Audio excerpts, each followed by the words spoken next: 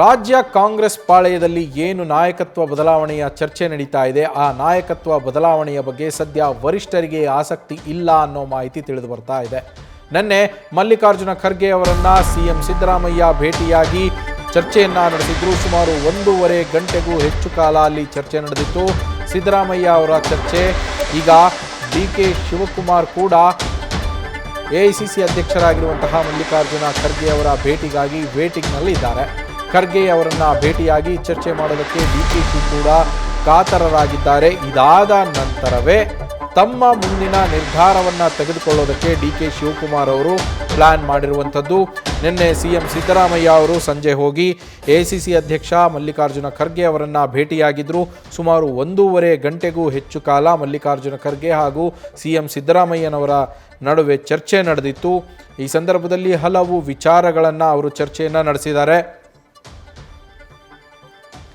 ಹಲವು ವಿಚಾರಗಳ ಬಗ್ಗೆ ಅವರು ಚರ್ಚೆಯನ್ನು ನಡೆಸಿದರು.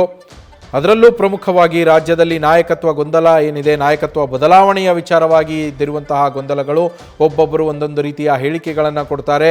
ಇತ್ತ ಸಿಎಂ ಬದಲಾವಣೆ ಆಗತ್ತಾ ಅನ್ನೋ ಪ್ರಶ್ನೆ ಇದೆ, ಸಿಎಂ ಬದಲಾವಣೆ ಆಗಲ್ಲ ಅನ್ನೋ ಚರ್ಚೆ ಇದೆ. ಸಂಪುಟ ಪುನರ್ರಚನೆಯ ಗೊಂದಲಗಳಿದ್ದಾವೆ, ಸಾಕಷ್ಟು ಗೊಂದಲಗಳಿದ್ದಾವೆ. ಅದರಲ್ಲಿ ಪ್ರಮುಖವಾಗಿ ಇರುವಂಥದ್ದು ನಾಯಕತ್ವ ಬದಲಾವಣೆಯ ಗೊಂದಲ. ಮತ್ತೊಂದು ಕಡೆಗೆ ಡಿಕೆಶಿ ಅವರನ್ನು ಬೆಂಬಲಿಸುವಂತಹ ಶಾಸಕರು ಏನಿದ್ದಾರೆ ಅವರು ದೆಹಲಿಗೆ ಹೋಗಿದ್ದಾರೆ. ಅದರ ಬಗ್ಗೆ ಕೂಡ ಚರ್ಚೆ ನಡೆದಿದೆ ಅಂತ ಹೇಳಲಾಗ್ತಾ ಇದೆ. ಎಐಸಿಸಿ ಅಧ್ಯಕ್ಷ ಮಲ್ಲಿಕಾರ್ಜುನ ಖರ್ಗೆ ಅವರನ್ನ ಭೇಟಿ ಮಾಡೋದಕ್ಕೆ ಡಿಕೆ ಶಿವಕುಮಾರ್ ಅವರು ಕಾತರರಾಗಿ ಕಾಯ್ತಾ ಇದ್ದಾರೆ. ಸಿಎಂ ಸಿದ್ದರಾಮಯ್ಯ ನಿನ್ನೆ ಭೇಟಿಯಾದಂತಹ ಸಂದರ್ಭದಲ್ಲಿ ಖರ್ಗೆ ಅವರಿಗೆ ಏನೆಲ್ಲ ಹೇಳಿದ್ದಾರೆ ರಾಜ್ಯದಲ್ಲಾಗ್ತಿರುವ ಬೆಳವಣಿಗೆಗಳ ಬಗ್ಗೆ ಅಂತ, ಅದರ ಬಗ್ಗೆ ತಿಳಿದುಕೊಳ್ಳುವ ಕುತೂಹಲ ಡಿಕೆ ಶಿವಕುಮಾರ್ ಅವರಿಗೆ ಇರುವಂಥದ್ದು. ಜೊತೆಗೆ ತಮಗೆ ಖರ್ಗೆ ಅವರು ಯಾವ ಸಲಹೆಗಳನ್ನು ಕೊಡ್ತಾರೆ ಅನ್ನೋ ಪ್ರಶ್ನೆ ಕೂಡ ಡಿಕೆ ಶಿವಕುಮಾರ್ ಅವ್ರಿಗಿದೆ.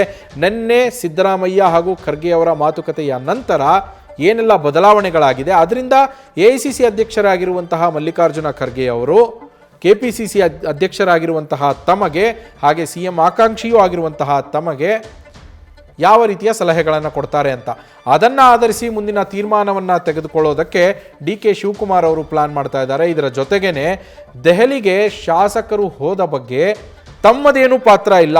ಡಿಕೆಶಿ ಅವರನ್ನು ಬೆಂಬಲಿಸುವಂತಹ ಶಾಸಕರ ಪಡೆ ಏನಿದೆ ಅವರು ದೆಹಲಿಗೆ ಹೋಗಿ ದೆಹಲಿಯ ನಾಯಕರನ್ನ ಭೇಟಿ ಮಾಡಿದ್ರು.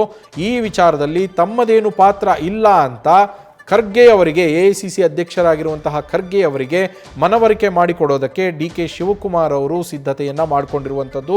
ಹೀಗಾಗಿ ವೇಟಿಂಗಲ್ಲಿದ್ದಾರೆ ಖರ್ಗೆ ಅವರನ್ನು ಭೇಟಿ ಮಾಡೋದಕ್ಕೆ. ಜೊತೆಗೆ ಖರ್ಗೆ ಅವರೇನಾದರೂ ದೆಹಲಿಗೆ ಬನ್ನಿ ಡಿಕೆ ಶಿವಕುಮಾರ್ ಅವರೇ ಅಂತ ನೀವು ಸೂಚನೆಯನ್ನು ಕೊಟ್ಟರೆ ಮತ್ತೊಮ್ಮೆ ದೆಹಲಿಗೆ ಹೋಗೋದಕ್ಕೂ ಕೂಡ ರೆಡಿಯಾಗಿದ್ದಾರೆ ಡಿಕೆ ಶಿವಕುಮಾರ್ ಅವರು.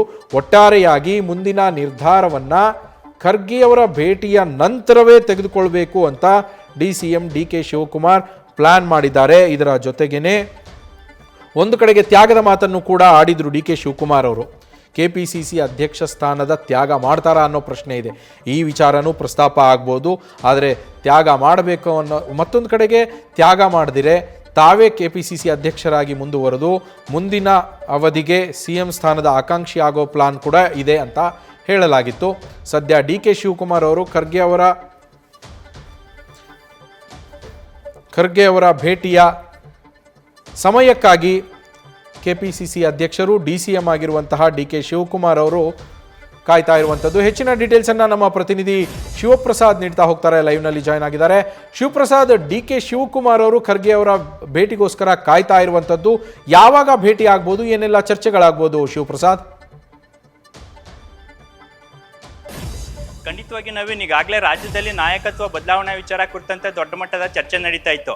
ಎಐಸಿಸಿ ಅಧ್ಯಕ್ಷರು ಕೂಡ ಬೆಂಗಳೂರಿಗೆ ಧಾವಿಸಿದ್ದಾರೆ. ಈ ಸಂದರ್ಭದಲ್ಲಿ ನಿನ್ನೆಯಷ್ಟೇ ಸಿಎಂ ಸಿದ್ದರಾಮಯ್ಯ ಅವರು ಖರ್ಗೆ ಅವರನ್ನ ಭೇಟಿಯಾಗಿ ಮಾತುಕತೆಯನ್ನು ನಡೆಸಿದ್ದಾರೆ. ಇನ್ನು ಸಿಎಂ ಡಿಕೆ ಶಿವಕುಮಾರ್ ಅವರು ಕೂಡ ಭೇಟಿಯಾಗಿ ಇವತ್ತು ಭೇಟಿ ಆಗ್ತಕ್ಕಂಥ ಸಾಧ್ಯತೆ ಇದೆ. ಏನೇನೆಲ್ಲ ಚರ್ಚೆ ಆಯಿತು, ಸಿಎಂ ಯಾವ ವಿಚಾರ ಕುರಿತಂತೆ ಖರ್ಗೆ ಅವ್ರ ಜೊತೆ ಮಾತಾಡಿದ್ದಾರೆ ಅಂತಕ್ಕಂಥ ಮಾಹಿತಿಯನ್ನು ಕೂಡ ತೆಗೆದುಕೊಳ್ಳಿದ್ದಾರೆ. ಹಾಗಾಗಿ ಎಐಸಿಸಿ ಅಧ್ಯಕ್ಷರ ನಿರ್ದೇಶನದ ಮೇರೆಗೆ ತಮ್ಮ ಮುಂದಿನ ಹೆಜ್ಜೆ ಇಡಲಿಕ್ಕೂ ಈಗ ಸಿಎಂ ಡಿಕೆ ಶಿವಕುಮಾರ್ ಅವರು ಸಿದ್ಧತೆಯನ್ನು ನಡೆಸಿದ್ದಾರೆ. ಒಂದು ವೇಳೆ ರಾಹುಲ್ ಗಾಂಧಿ ಅವರು ದೆಹಲಿಗೆ ವಾಪಸ್ ಆದ ನಂತರ ತಾವು ದೆಹಲಿಗೆ ಬರಬೇಕು ಎಂಬತಕ್ಕಂಥ ಸೂಚನೆಯನ್ನ ನೀಡಿದ್ದೇ ಆದಲ್ಲಿ ದೆಹಲಿಗೆ ಹೋಗ್ಲಿಕ್ಕೂ ಕೂಡ DCM DK ಶಿವಕುಮಾರ್ ಸಿದ್ಧತೆಯನ್ನ ನಡೆಸಿದ್ದಾರೆ. ಹಾಗಾಗಿ AICC ಅಧ್ಯಕ್ಷರ ಸೂಚನೆ ಮೇರೆಗೆ ತಮ್ಮ ಮುಂದಿನ ಚಟುವಟಿಕೆಗಳಿರ್ಬೋದು, ಯಾವ ರೀತಿ ಕಾರ್ಯತಂತ್ರ ಮಾಡಬೇಕು, ಪಕ್ಷದ ಚೌಕಟ್ಟನ್ನ ಮೀರಿದೆ ಅಂದ್ರೆ ಈಗಾಗಲೇ ಆರಂಭದಿಂದಲೂ ಕೂಡ ಪಕ್ಷದ ಶಿಸ್ತಿನ ಸಿಪಾಯಿ ಅಂತಕ್ಕಂಥ ಹೇಳಿಕೆಯನ್ನು ಕೂಡ ಹೇಳ್ಕೊಂಡು ಬರ್ತಾ ಇದ್ದಾರೆ.